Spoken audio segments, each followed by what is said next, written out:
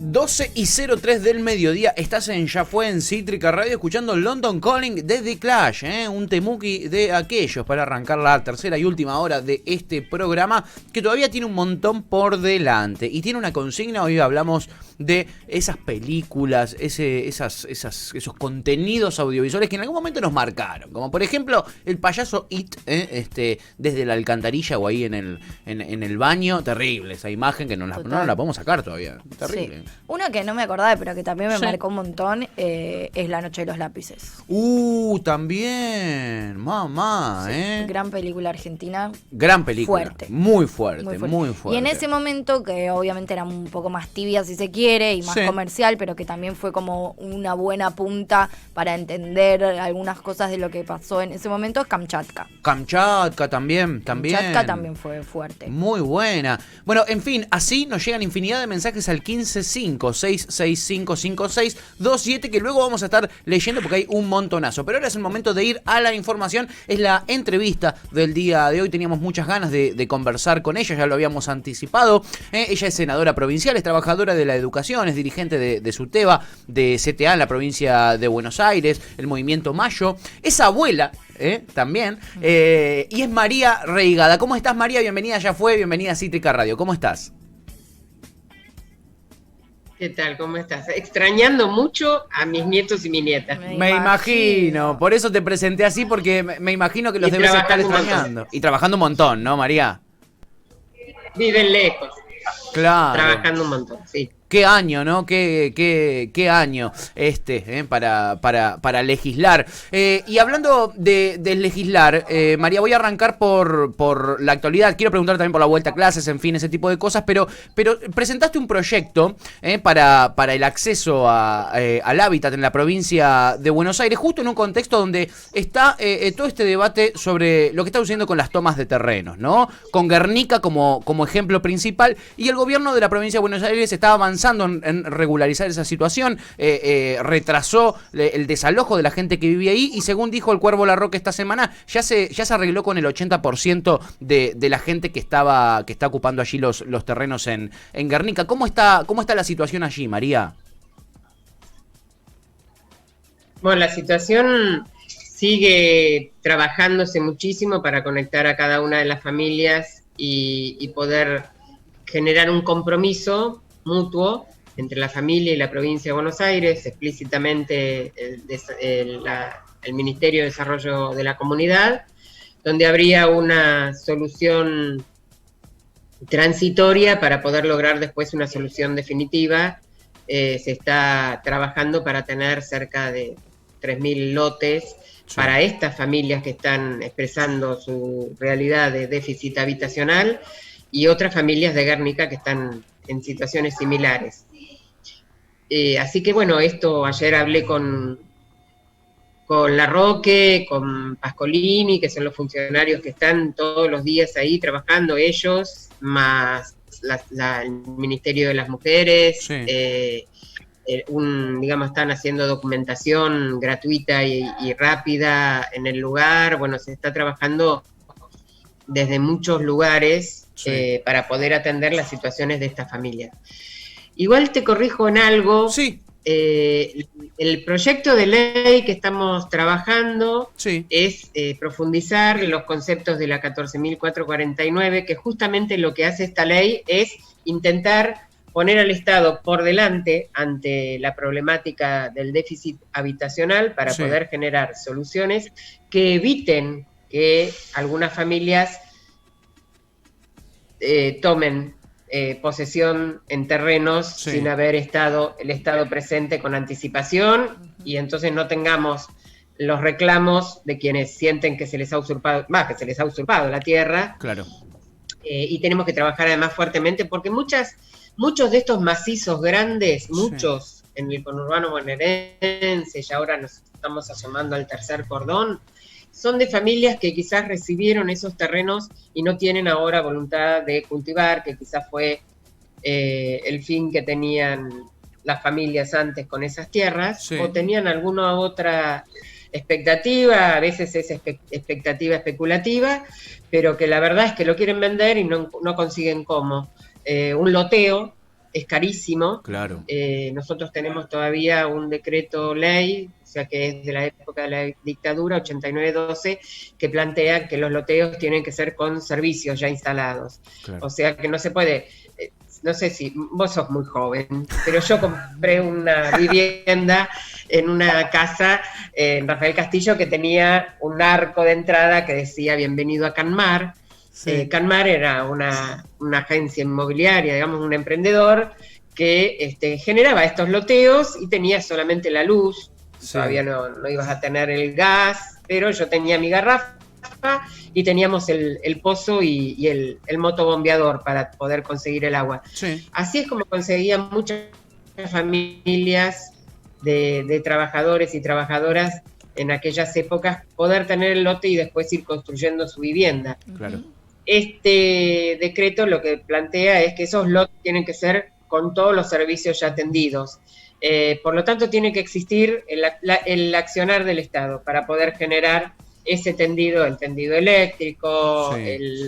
el agua, ya sea a partir de un proyecto de agua comunitaria o de enganche con la red que ya esté pasando sobre zonas aledañas. Y después ir paulatinamente llegando a los otros servicios. Bien. Que hoy además tenemos que incorporar los servicios de conectividad. Claro. No olvidarnos de eso. Las telecomunicaciones, ¿no? La necesidad de urgencia nos habla de que también tenemos que tener esto, exactamente. Tal cual. Pero bueno, para poder hacer eso se necesita la intervención del Estado. Total. Cuando no existe la intervención del Estado, lo más rápido para los emprendedores es el barrio privado. Obvio. Exacto. Muchos de los barrios privados, de los barrios cerrados, además... tienen solamente un título posesorio y no tienen las escrituras.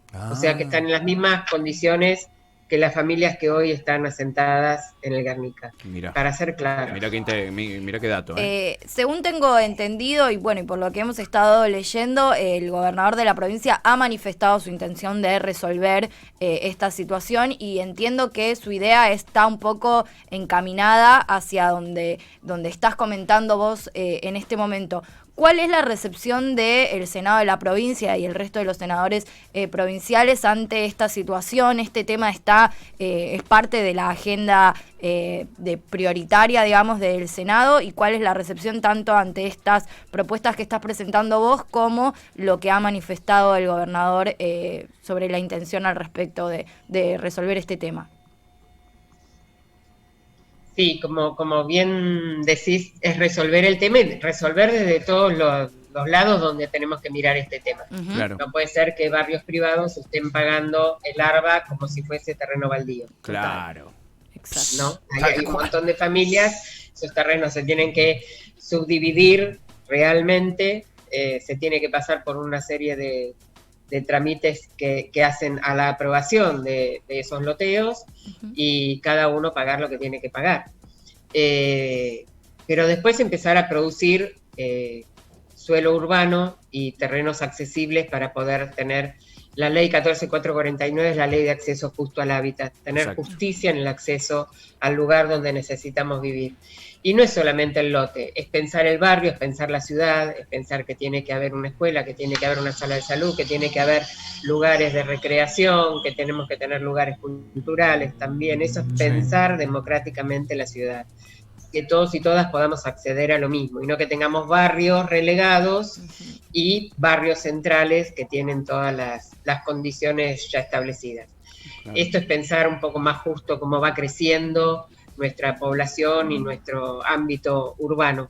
Y ojo, que no es solamente en el AMBA, sino que estas situaciones las tenemos también en menor medida, pero existen en las ciudades o en los pueblos del interior Total. De la provincia. Uh-huh. Y claro. Cuando no tenés un lugar donde vivir, terminan llegando al conurbano bonaerense para buscar un lugar donde asentarse. Entonces lo que tenemos que propender también es que en cualquier lugar de la provincia donde nacemos, podamos criarnos, podamos educarnos, podamos proyectarnos en la vida, podamos tener estudios universitarios, podamos tener trabajo y podamos tener vivienda.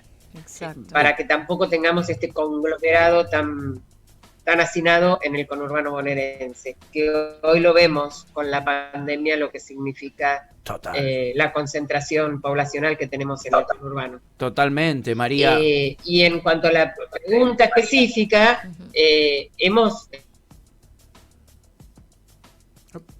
Se nos cortó, vamos a ver si recuperamos la comunicación. Estaba justo respondiendo a la pregunta que le habías hecho. Claramente, esta reforma a la ley 14.449 no solo busca darle herramientas al Estado, ¿no?, ante estas situaciones, sino que también intenta, digamos, luchar contra la discriminación que produce esta problemática, que como bien decía María, no es una situación exclusiva del AMBA, ¿no? No, y entender estos espacios también como barrios integrales con todo lo que eso implica, ¿no? No es solamente el lote y no es solamente la vivienda, sino todo lo que implica poder tener una vida digna en el espacio en donde uno decida vivir. Exactamente. Donde nació y poder tener todo lo que conlleva eso. María, ahí recuperamos la comunicación. Justo te estabas refiriendo a la pregunta en concreto de que todavía se están negando a tratar el proyecto de ley en la comisión donde tenemos que tratarle y sacar dictamen. Mirá, ¿cómo está siendo difícil, ¿no? El Senado provincial y laburar con la oposición está un poquito complicado, ¿no? ¿Consensuar? Sí, imponen una mayoría que es casual, porque la realidad es que el gobernador Axel y la vicegobernadora Verónica Magario han ganado con más del 53% de los votos. Pero bueno, eso no se ve todavía reflejado en la Cámara Legislativa, no se ve reflejado en el Senado. Sí. Y bueno, están continuamente poniendo trabas para tratar las leyes que se necesitan para que el gobernador y la vicegobernadora y los ministros y ministras puedan desarrollar las políticas por las que fueron votados. Claro, las políticas que han planteado en la campaña, las políticas que el voto de la provincia de Buenos Aires ha exclamado como las más positivas dentro de la oferta que había en términos electorales. Así que estamos desde ese lugar bastante complicados. Tienen todavía quórum propio y esto nos hace muy dificultoso el trabajo.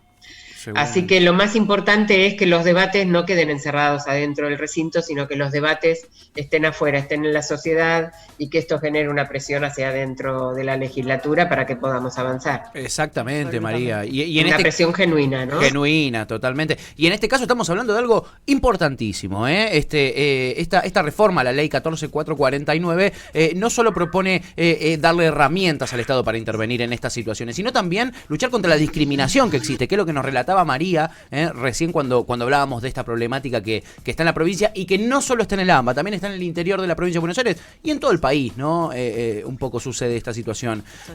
María, vos sos dirigente de SUTEBA y estamos viviendo en estos días una vuelta a clases parcial.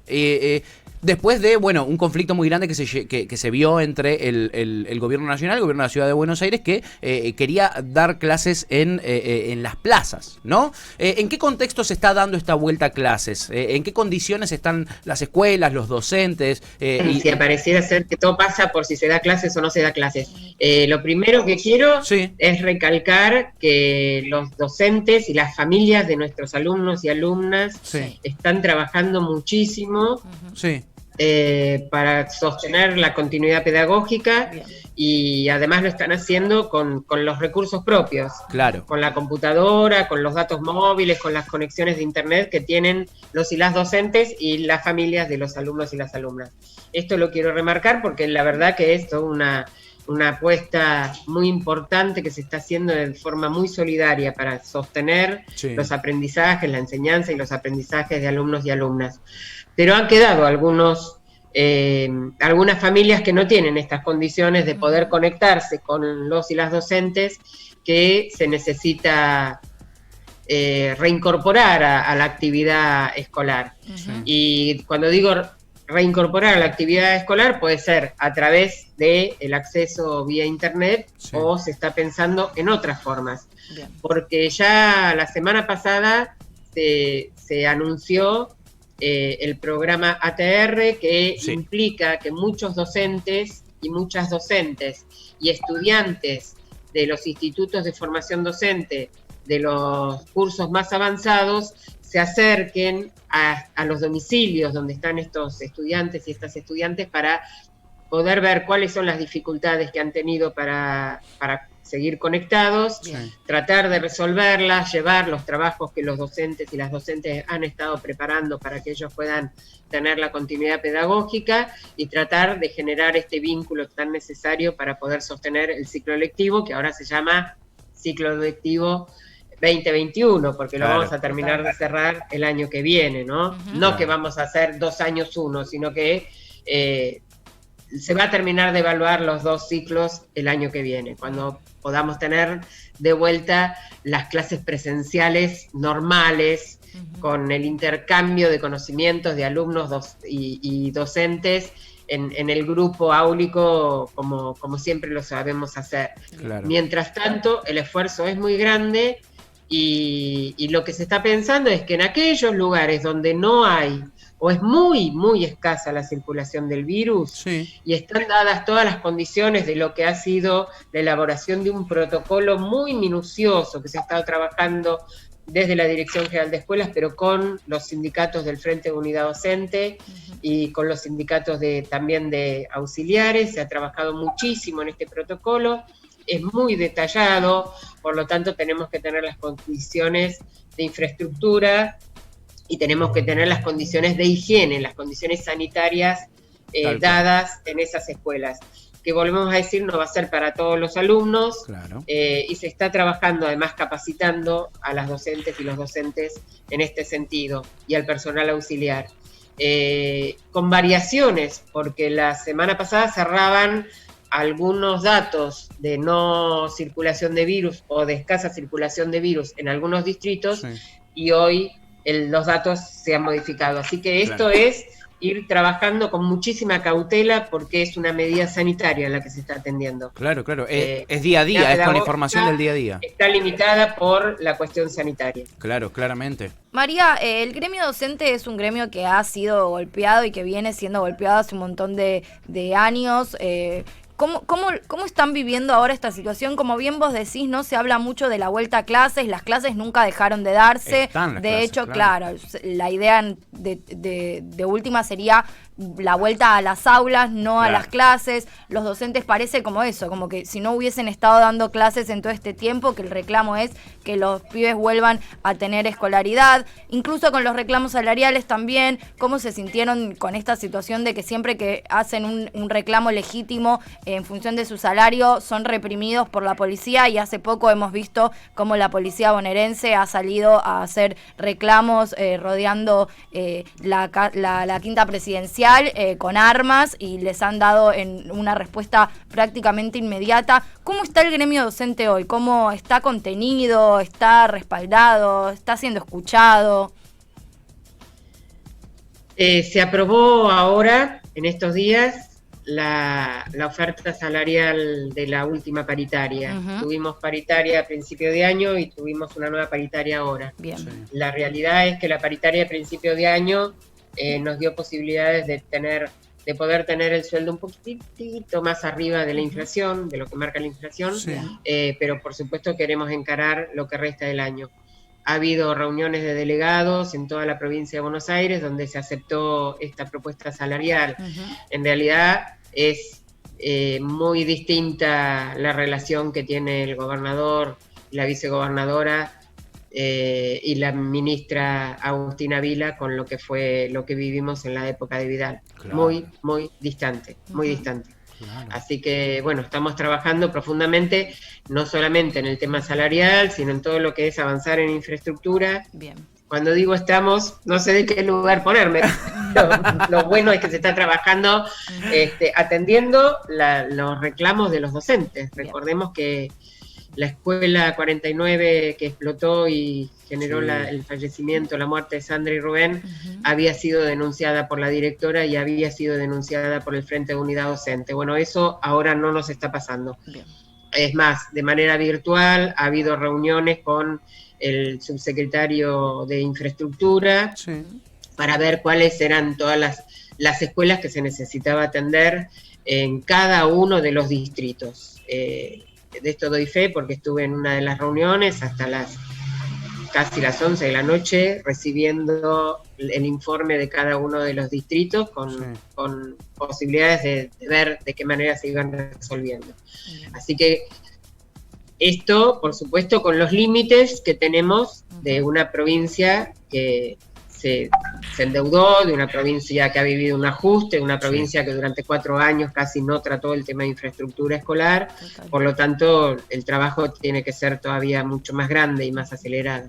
Claro. En tiempos de pandemia, además. Claro, en tiempos de pandemia. Y María, te saco un poquitito del contexto provincial, un poco sí y un poco no, porque vos ves en el día a día lo que ha sucedido en la provincia, lo que nos ha dejado 4 años de gobierno de María Eugenia Vidal, y quisiera saber qué te pasa a vos como docente, como legisladora y como ciudadana, cuando de repente escuchás al expresidente Mauricio Macri intervenir en un medio de comunicación, como hizo este fin de semana con Morales Solá, y hablar de cómo fue su gestión. Me gustaría saber qué opinión te merece esa intervención del expresidente Mauricio Macri.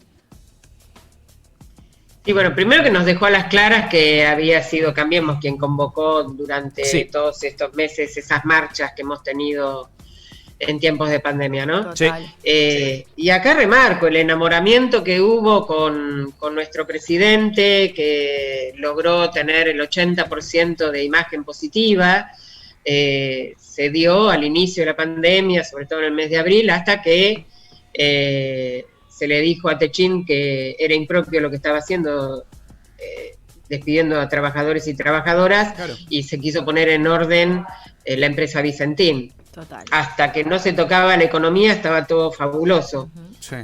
Fabuloso además porque tuvimos IFE, porque tuvimos ATP, o sea que se ayudó a las empresas a continuar pagándole los sueldos a pesar de no estar produciendo. Esto lo tenemos que remarcar. Sí. Así que bueno, entender que hubo, digamos, desde un sector, el poder fáctico, el poder económico concentrado, todavía genera muchas presiones hacia un gobierno que tiene intenciones de hacer un cambio de políticas, que sean políticas que integren a toda la sociedad con derechos. Y la verdad que yo no escuché todo el reportaje. ¿Para qué? No te perdiste mucho. Claro, ¿para qué? Pero solamente ver la cara cínica. Tremendo.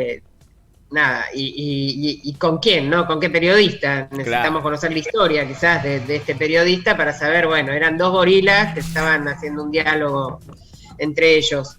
Y creo que mucha desfallatez, y además hoy la sociedad no acompaña, digamos, la figura de Macri hoy no está acompañada por la sociedad, nos dejó un país en ruinas. Total. Y la verdad que hubiésemos tenido menos tiempo de cuarentena si el sistema sanitario hubiese estado en condiciones de recibir esta pandemia. Claro. Yo vivo en La Matanza. Sí. Se inauguró uno de los hospitales que Vidal no quiso inaugurar. Claro. Falta ahora el otro, se está trabajando fuertemente para que el otro hospital se pueda inaugurar también. Bueno, estas son las marcas que quedaron en el pueblo de La Matanza. Sabemos quiénes quisieron profundizar en el sistema sanitario y quienes ajustaron en el sistema sanitario. Las vacunas que dejaron vencer, y también para el tema de la conectividad de nuestros alumnos, la cantidad de computadoras que se encontraron en digamos, en los depósitos. Claro.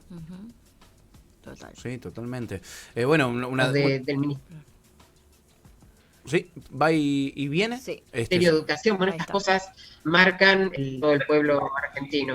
Sí, la verdad que una descripción en la tenemos mala conexión, me parece. Justo se cortó ahí un poquito cuando empezaste a describir ahí en el final, pero se entendió claramente. Es María Regada, senadora provincial, trabajadora de la educación, es dirigente de SUTEBA, de CTA de la provincia de Buenos Aires, de Movimiento Mayo. Me gusta decir que es abuela también, porque debe estar extrañando a sus nietes un montonazo, ¿no? Como todos a nuestras familias en este contexto de cuarentena. Y quiero recalcar recalcar esto, por favor, no se olviden de apoyar. Cuando nosotros sabemos que están impulsando nuestros legisladores, hay que bancar las propuestas que valen la pena. Tenemos que apoyar esta reforma a la ley 14449 de acceso justo al hábitat que impulsa María Reigada, porque es fundamental y tiene que ver con este contexto de crisis que estamos viviendo, y es una oportunidad de generar solución para un problema importantísimo que tenemos en la provincia y que también existe en el país, ¿no? Podemos hacer esta experiencia acá y quizá extrapolarla luego a otras provincias de nuestro país. María, te agradecemos muchísimo por tu tiempo. Ojalá termine esta cuarentena prontito, así podés volver a verte con tus nietes. Ojalá. Bueno, muchas gracias. Gracias. Un abrazo grande, un gustazo. La senadora provincial María Reigada en el aire de Ella Fue en Cítrica Radio. Repasamos un poquitito los problemas de hábitat, la vuelta a clases, temas de actualidad con la senadora provincial. Le mandamos un abrazo grande a María, que ahí teníamos un par de problemitas en la conexión al final, pero se dio la nota. Se entendió todo. Vamos con un temuki en el aire de Ya Fue y ya venimos, que tenemos mucho. No sé cómo vamos a hacer para que entre todo en la media hora que nos queda. Vamos a lograr, somos nosotros. Vamos Argentina, que se puede. Bueno, hay distintos temas, Hay desde temas pedidos, tenemos el gato de la calle Negra. Sí. Que lo pidió Carlitos ayer. Lo pidió Carlitos ayer. Ya pidió otro para mañana. Muy bien. ¿Cómo los pusiste en línea todos? En realidad los está pidiendo como para ahora, pero sabe que es para mañana.